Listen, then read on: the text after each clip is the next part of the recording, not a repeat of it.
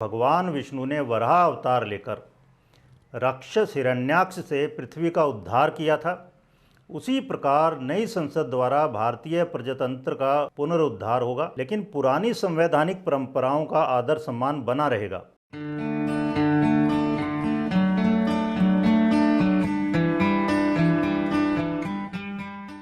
नमस्कार, आपका हमारे YouTube चैनल पर स्वागत है। कोरोना से जंग जीतने के बाद अब हम लगातार नॉलेजेबल वीडियोस पोस्ट कर रहे हैं। अगर आपने अभी तक हमारा चैनल सब्सक्राइब नहीं किया है तो इसे सब्सक्राइब कर लें ताकि आपको हमारे वीडियोस की लेटेस्ट जानकारी मिलती रहे। इस वीडियो में मैं संसद भवन में वराह आकार की बात करूंगा। भारत सरकार चाहती है कि नया संसद भवन मौजूदा गोलाकार संसद भवन के साथ मिलजुल कर काम करे। नई संसद भवन के मुख्य वास्तुशिल्पी चीफ आर्किटेक्ट बिमल पटेल कहते हैं, हमारी वास्तुकला की रणनीति दो इमारतों में इस तरह से सामंजस्य स्थापित करना है, हार्मनी स्थापित करनी है कि वे दोनों मिलकर एक दूसरे के सहयोगी के रूप में काम करें। नई संसद भवन को जब हम पुरानी बिल्डिंग के साथ देखते हैं, यानी दोनों बिल्डिंगों को एक साथ मिलाकर देखते हैं, तो ऐसे लगता है जैसे नई इमारत ने वर्तमान यानी पुरानी गोलाकार इमारत को गेंद की तरह सिर पर धारण कर रखा हो, या फिर ऐसे लगता है जैसे भगवान विष्णु के वराह अवतार ने गेंदनुमा पृथ्वी को अपने दांतों या सिर पर उठा रखा हो। सनातन धर्म के अनुसार, हिंदू धर्म के अनुसार, राक्षस हिरण्याक्ष ने जब पृथ्वी को जल में डुबो दिया था, तब भगवान विष्णु ने वराह अवतार लेकर पृथ्वी को पाताल से बाहर निकाला था। इस प्रकार भगवान विष्णु के तृतीय अवतार यानी वराह अवतार ने पृथ्वी का कल्याण किया था। वास्तुशास्त्र के अनुसार भूखंड और भवनों के आकारों का हमारे जीवन पर बहुत गहरा प्रभाव पड़ता है, क्योंकि जैसा हम देखते हैं वैसा हम सोचते हैं, और जैसा हम सोचते हैं वैसे ही हो जाते हैं। इंग्लिश में भी कहा है ना, whatever we think so shall we become, या ये कहा है जैसी दृष्टि वैसी सृष्टि। श्रीमद् भगवद गीता के 8वें अध्याय के 6ठे श्लोक में कहा गया है, यम यम वापि स्मरन भावम त्यजति अन्ते कलेवरम तम तम एव इति कौन्ते सदा तद भाव भावितः। तो भगवान कृष्ण अर्जुन को कहते हैं, हे कौन्ते, जीव मतलब मनुष्य अंतकाल में जिस जिस भाव का स्मरण करता हुआ शरीर को त्यागता है, वह सदैव उसी भाव के चिंतन के फलस्वरूप उसी भाव को प्राप्त होता है। मतलब जो हमारे भाव होंगे वही हम हो जाएंगे लॉन्ग रन में। तो हम अपनी 5 इंद्रियों से जो चीज़ लेते हैं अपने अंदर, मतलब जो हम देखते हैं, जो हम सुनते हैं, जो हम चखते हैं, जो हम टच करते हैं, वही हम लॉन्ग रन में हो जाते हैं। तो संसद भवन का चाहे आकार हो, चाहे इसके प्लॉट का आकार हो, उनका बहुत गहरा प्रभाव पड़ने वाला है। तो दोनों संसद भवनों को मिलाने से विष्णु के वराह अवतार के समान आकार का हम भारतीयों के जीवन पर बहुत गहरा प्रभाव होने वाला है। इसके लिए वराह के बारे में थोड़ा विस्तार से जान लेते हैं। वराह यानी जंगली सूअर, वाइल्ड बोर का थूथन आगे की ओर चपटा सा रहता है, जैसे आप देख रहे हैं फिगर में। नई संसद भवन को कटे कोनों से देखने पर यह वराह के थूथन के समान चपटे आकार की कटी हुई सी लगती है। हालांकि वराह आक्रामक जानवर नहीं होता, लेकिन फिर भी अपनी शक्ति, गति और भयंकरता के कारण ये खतरनाक साबित हो सकता है। जंगली सूअर अपनी तेज चाल और नुकीले दांतों के कारण प्रसिद्ध हैं। यह बहुत शर्मीला जानवर होता है और आमतौर पे मनुष्यों से दूर रहने की कोशिश करता है। हालांकि घिर जाने पर यह एक दुर्जेय जानवर सिद्ध हो सकता है, यानी इस पर काबू पाना बहुत कठिन हो जाता है। इनमें गहन समूह भावना होती है, कमान यानी नियंत्रण की भावना और युद्ध भावना, फाइटिंग स्पिरिट से भरे होते हैं ये। कई संस्कृतियों में इसे साहस, निडरता और उग्रता का प्रतीक माना जाता है। यह इंग्लैंड के राजा रिचर्ड III का विशेष राज चिन्ह था। इस निडर प्राणी को मारना बहुत कठिन होता है और शिकारियों के लिए ये हमेशा चुनौती रहे हैं। यूरोप में जंगली सूअर राजसी शिकार के 4 पशुओं में से एक था। चूँकि जंगली सूअर का मांस बहुत उच्च गुणवत्ता का माना जाता है, ये समारोहों और उदारता के साथ साथ बहुतायत, साहस, हठ और शक्ति का भी प्रतिनिधित्व करते हैं। So they represent gatherings, generosity, abundance, courage, stubbornness and power. तो ये सभी गुण, ये सभी लक्षण इन दोनों इमारतों को जब मिलाते हैं हम, उसमें आने वाले हैं।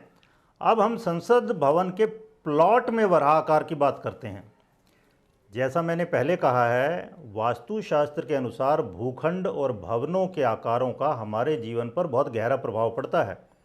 निवास योग्य भूमि कैसी हो, इसके बारे में वास्तु के ग्रंथों में विस्तार से बताया गया है और सामान्य सिद्धांत यह है कि शुभ माने जाने वाले जीव जंतुओं के आकार की भूमि शुभ और अशुभ माने जाने वाले जीव जंतुओं के आकार की भूमि अशुभ मानी गई है। वास्तु के सर्वमान्य ग्रंथ विश्वकर्म प्रकाश के अध्याय 1 में हमें शुभ अशुभ भूमि के लक्षणों का बहुत विस्तार से वर्णन मिलता है। तो पहले शुभ भूमि के लक्षणों की बात करते हैं। तो इसमें कहा है सिंह के आकार की, सांड के आकार की, हाथी के आकार की और अश्व के आकार की भूमि शुभ फल देती है। मतलब इसमें जो लोग रहेंगे उनके लिए ये शुभ रहेगी।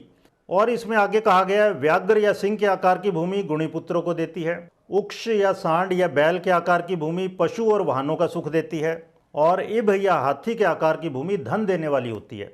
और इंटरेस्टिंग चीज़ आपको क्लिक की हो एकदम दिमाग में, ये चारों जानवरों में एक खास बात है, ये चारों के चारों जानवर भारत के राज चिन्ह में हमें मिलते हैं। भारत का राज चिन्ह जो कि सारनाथ में मिली अशोक लाट से लिया गया है, उसमें इन चारों जानवरों का उत्कीर्ण मिलता है हमें।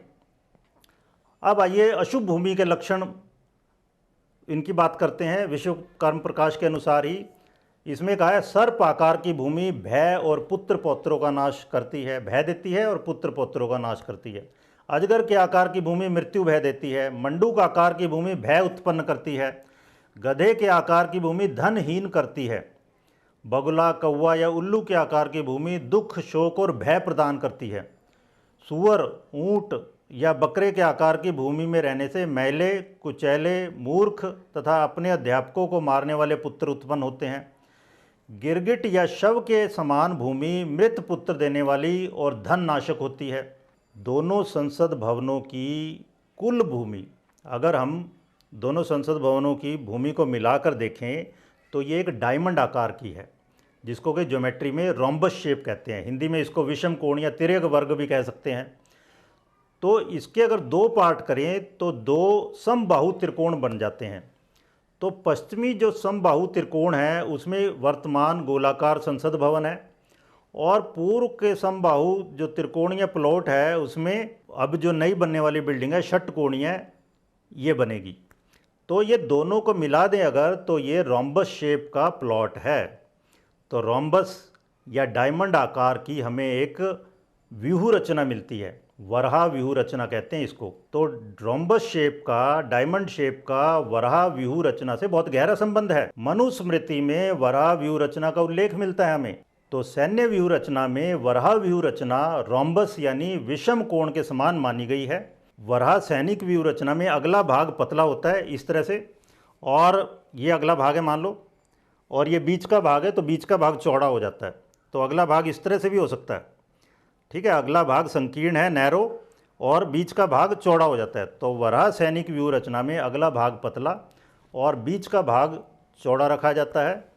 इस प्रकार हमने देखा कि अगर दोनों संसद भवनों को मिलाकर देखें तो इसमें भगवान विष्णु के वराह अवतार जैसा ये दिखता है कि जिस तरह वराह ने पृथ्वी को अपने सिर पर या अपने पैने दांतों पर उठा रखा हो। और भूखंड जो है वो कोई सूअर के आकार का नहीं है, लेकिन वराह व्यूह रचना के समान है वो। तो यहाँ पर जो सूअर का आकार अशुभ माना गया है विश्वकर्म प्रकाश में, यहाँ वो अशुभता वाली बात नहीं है, क्योंकि यहाँ पर वराह व्यूह रचना जैसा प्लॉट है और वराह अवतार जैसी बिल्डिंग है। दोनों बिल्डिंगों को जब मिला के हम देखते हैं तो नई बिल्डिंग का बाहरी भाग वर्तमान संसद भवन और सेंट्रल विस्ता की अन्य ऐतिहासिक इमारतों के समान लाल और सफ़ेद बलुआ पत्थर से आच्छादित होगा। वर्तमान भवन की तरह इसकी मुख्य निर्माण सामग्री धौलपुर पत्थर ही रहेगा। बस कुछ कुछ आंतरिक खंडों में लाल बलुआ पत्थर की जगह लाल ग्रेनाइट का उपयोग हो सकता है। मौजूदा संसद भवन की अच्छे से रेट्रोफिटिंग की जाएगी और इस प्रकार इसका नवीनीकरण हो जाएगा ताकि संसदीय आयोजनों के लिए अधिक से अधिक कार्यशील उपयोगी स्थान, अधिक से अधिक फंक्शनल स्पेस मिल सके और नए भवन के साथ साथ पुराने संसद भवन का भी फिर से सही उपयोग हो सके। तो आप देखिए, न केवल वास्तु के हिसाब से दोनों बिल्डिंगों को मिलाकर देखने से हमने फलकथन कहा, बल्कि गवर्नमेंट ऑफ इंडिया भी इन दोनों को मिलाकर उपयोग करना चाहती है।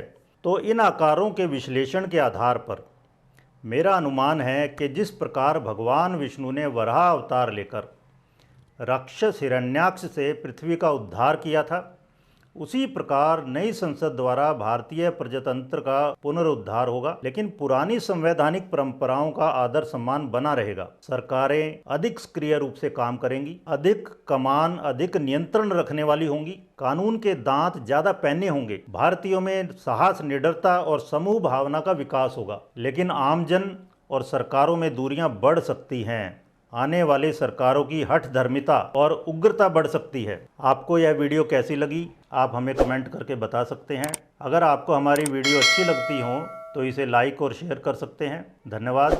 आप सभी स्वस्थ रहें।